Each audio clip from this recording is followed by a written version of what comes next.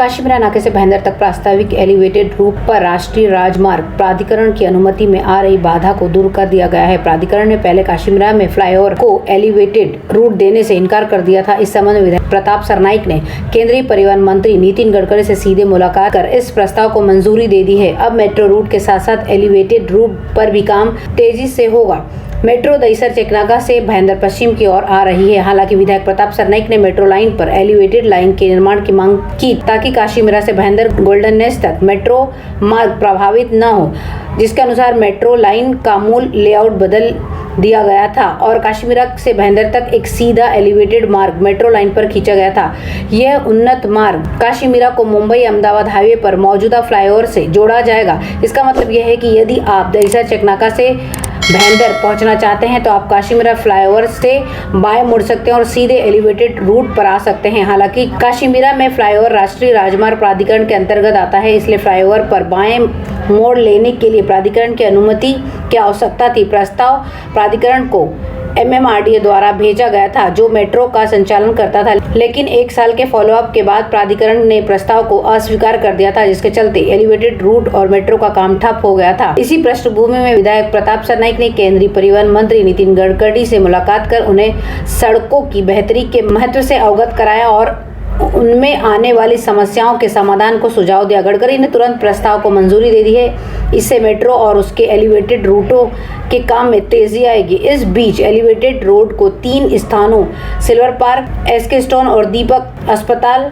से वाहनों के लिए उतारा जाएगा। दिवाली 2023 से पहले काम पूरा हो जाना चाहिए, इस तरह सरनाईक ने कहा है। भाईंदर नगर पालिका ने साधारण बस सेवा का किराया न्यूनतम 4 रुपए से बढ़ाकर अधिकतम 13 रुपए करने का प्रस्ताव तैयार किया है। हालांकि AC की बस किराए में कमी का प्रस्ताव है। मीरा भाईंदर नगर पालिका ने महालक्ष्मी कृपा को फरवरी 2021 से परिवहन सेवा संचालन सेवा चलाने की सेवा दी थी है।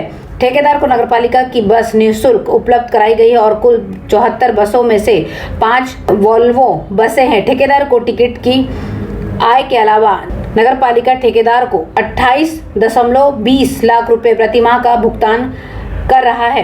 मई 2019 में डीजल की कीमत 67.67 रुपए थी। ये फिलहाल 102 रुपए हो गई है, जो अब 104 रुपए के आसपास आ गई है। कमिश्नर दिलीप ढोले ने किराया बढ़ाने के प्रस्ताव में कहा है कि फिलहाल लिए जाने वाले साधारण बस किराए को सितंबर 2013 में क्षेत्रीय परिवहन विभाग द्वारा अनुमोदित किया जाता है, जबकि वातानुकूलित बस किराए को अगस्त 2016 में अनुमोदित किया जाता है। तब से किराए में कोई बढ़ोतरी नहीं हुई है।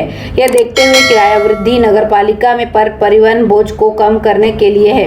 आयुक्त ने सामान्य निकाय को ठाणे और नवी मुंबई परिवहन सेवा का तुलनीय किराया भी प्रस्तुत किया है। फिलहाल 2 किलोमीटर का न्यूनतम किराया 5 और 6 रुपए प्रस्ताव है, जिसका इसके अलावा 11 और 13 रुपए प्रस्तावित किए गए हैं। 15 रुपए, 17 रुपए और 18 रुपए बढ़ाने का सुझाव भी दिया गया है। मौजूदा अधिकतम किराया 32 रुपए और इसे बढ़ाकर 45 रुपए करने का प्रस्ताव भी है। साधारण बस का किराया 4 रुपए से बढ़ाकर 13 रुपए करने का सुझाव दिया गया है। आयुक्त ने वातानुकूलित बस किराए में कमी सुझाव किया है। वातानुकूलित बस का वर्तमान न्यूनतम किराया 20 रुपए से घटाकर 15 रुपए करना है और 100 रुपए से घटाकर 80 रुपए करने का प्रस्ताव भी रखा गया है।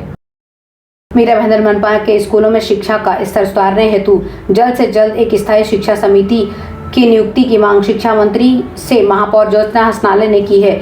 आपको बता दें कि पिछले 1 साल से मनपा में कोई भी शिक्षा अधिकारी नहीं है। मनपा के प्रभारी अधिकारी की ही शिक्षा अधिकारी का पद दिया जाना है। साथ ही जो अधिकारी इस पद पर होते हैं उनका मनपा द्वारा बार बार एक स्थान से दूसरे स्थान पर तबादला किया जाता है। नतीजतन शहर में निजी और मनपा के स्कूलों को नियंत्रित करना मुश्किल हो रहा है, इसलिए शहर में शिक्षा की गुणवत्ता काफी बिगड़ चुकी है।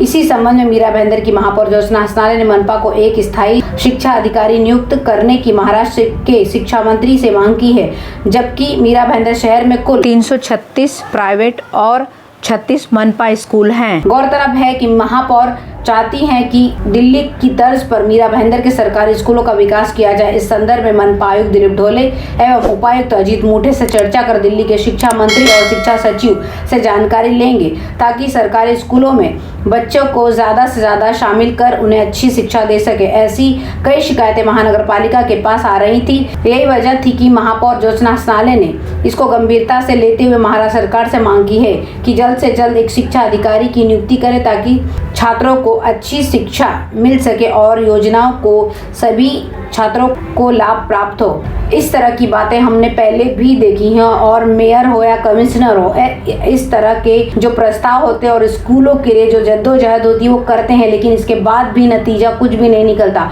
अब कितना इस योजना पे काम होता है ये तो आने वाला समय बताएगा, क्योंकि आने वाले समय में चुनाव भी है, तो हो सकता है ये चुनाव को देखते हुए ये सारी गतिविधियां की जा रही हैं।